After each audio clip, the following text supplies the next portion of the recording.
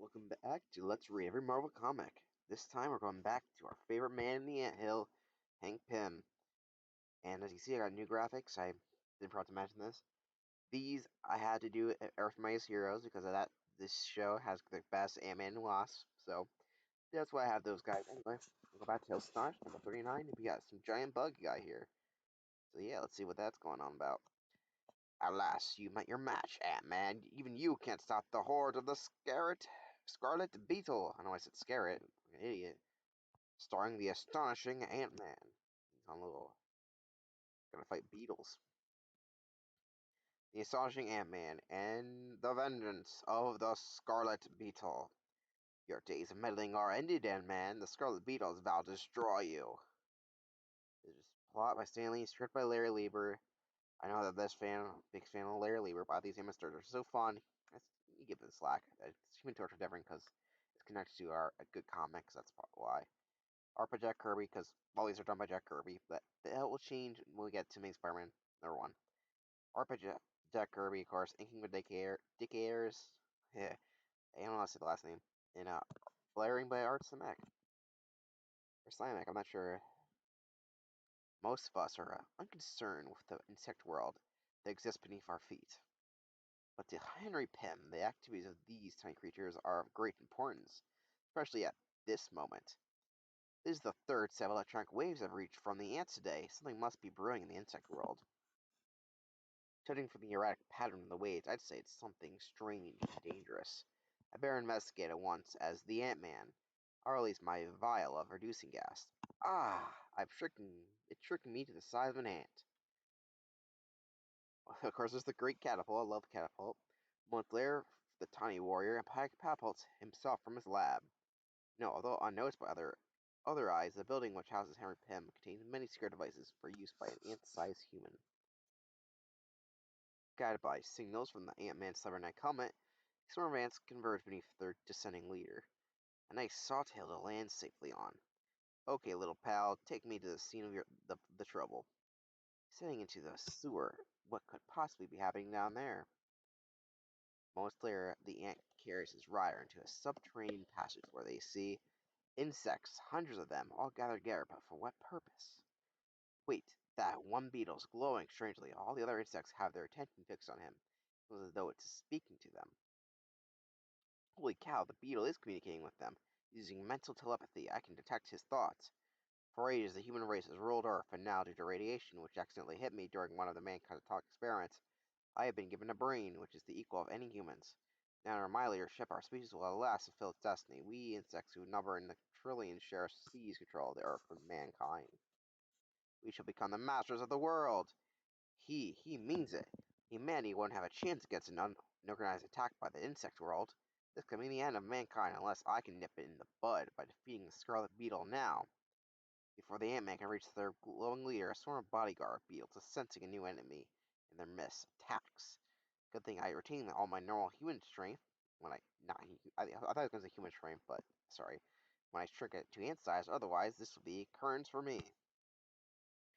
Even the astonishing Ant-Man cannot battle hopeless odds, for the number of attacking beetles seems endless, and then finally, can't get away. Can't hold it out any longer.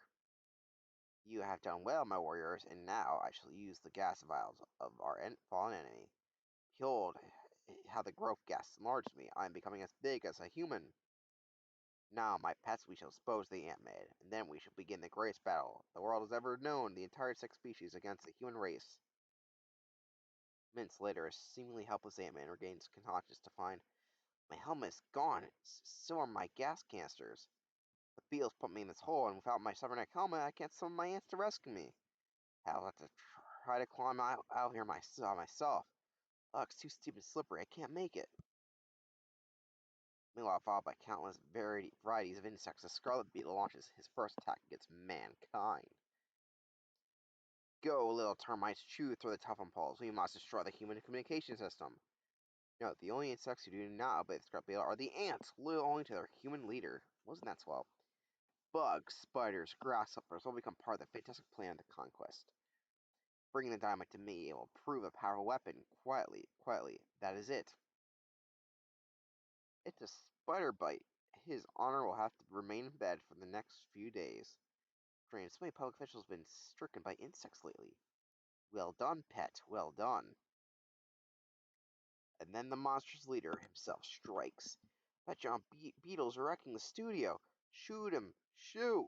I can't see those bland bees won't leave me alone long enough to take aim. Soon all the TV and radio stations will be destroyed.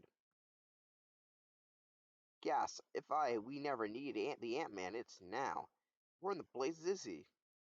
He must have chickened out, or maybe he's in league with the insects.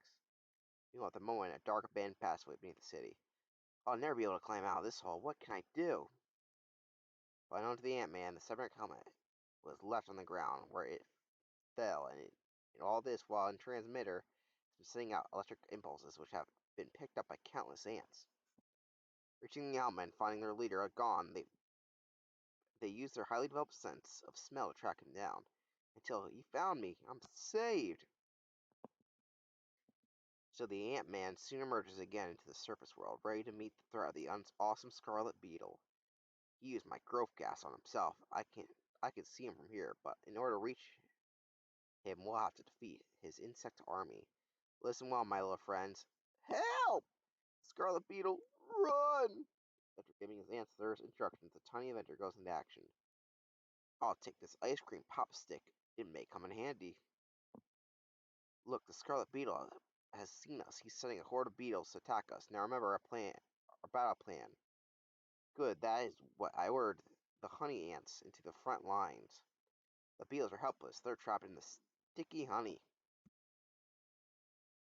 That takes care of the beetles. Now the grasshoppers are attacking. I'll just wait till they get within range. I knew this ice cream pop stick would come in handy. By pressing it against the water hose, I can magnify the spray. They're afraid of the water. They're retreating. Not far away in a nearby store, a platoon of ants are carrying out the Ant-Man's further instructions. Meanwhile, the Ant-Man and his army advance closer and closer to the Scarlet Beetle. Only thing in our way now is that swarm of bees. Uh-oh, they've seen us. But the bees side upon their foes. The DTT! Hurry, bring it over there. Just in time. Now steady, hold it. Hold the can steady, that's it. Right on target. The DDT has weakened them. They're flying away.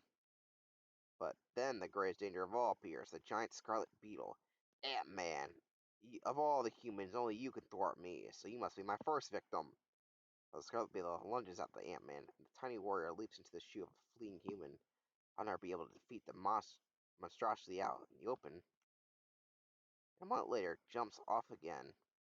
But Toy Store might be the perfect place for our final battle.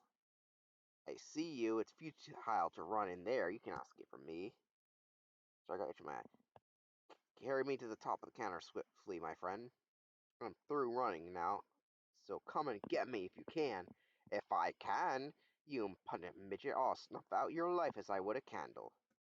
But just as the giant creature strikes, the Ant-Man leaps to his toy car.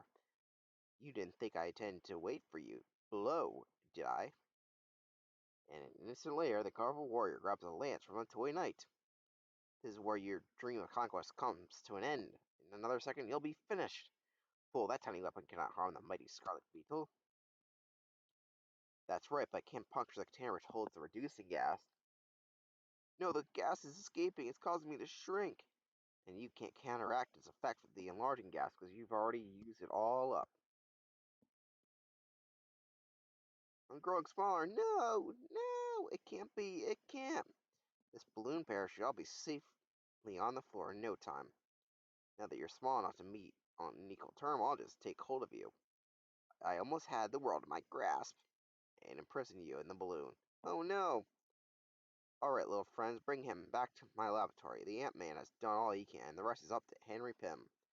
Some later, there, I can counteracted the effects of the radiation. The Scarlet Beetle has lost his intelligence and has power to communicate. He's just an ordinary bug again. Go ahead, little fella, crawl away. You're free to live out your natural life. Now, it wasn't your fault that you became radioactive. Nobody's to blame. It was just a strange quirk of fate. Well, it looks like the nightmare is over. No more trouble with insects lately.